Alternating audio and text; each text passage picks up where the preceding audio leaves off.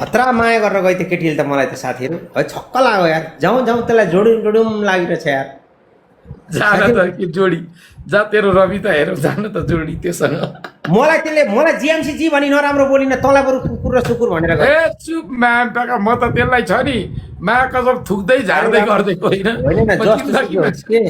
म त्यस्ता केटीहरूसँग भाइ जोडिन्न मलाई त्यस्ता केटी लेभलका केटी चाहिएन भाइ मलाई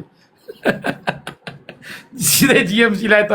भरे इनबक्समा आउनु भनिदिए अहिलेको फटा मान्छे चाहिँ साथीहरू धेरै चाहिँ यहाँ अहिले गाली लेख्ने होइन मुनपरी बोल्ने चाहिँ एमालेका केटाहरू छन् मैले थाहा पाइसकेँ।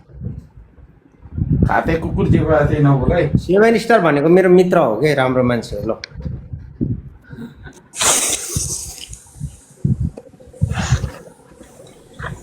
7 स्टार यो रवि टुनाले तँ बहिनीलाई मन परि भन्यो। यो खाते कुकुरले अब त्यसलाई लगेर बेचिदिन्छ कुवेतमा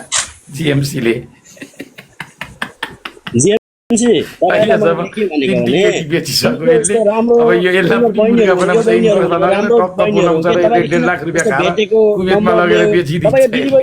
छैनन् भनेको यार के हो पारा तपाईँको होइन रवि दाजुलाई यसले अब यसले त्यो केटीलाई बेचिदिन्छ परि भन्ने केटीलाई यसले राख्दैन अब कुवेतमा हानिदिन्छ यसले कुवेत तेरो म्यादी कहाँ छ हरि र रामे भन्ने रामेलाई त पुलिसले हिजो लगायो त ल रामेलाई लगो यो बाँकी छ अनि तँलाई त शोभा पाठकले 1 विकमा नेपाल झिकाउने कुरा गरेकी छ त उसको त ऊ छ नि त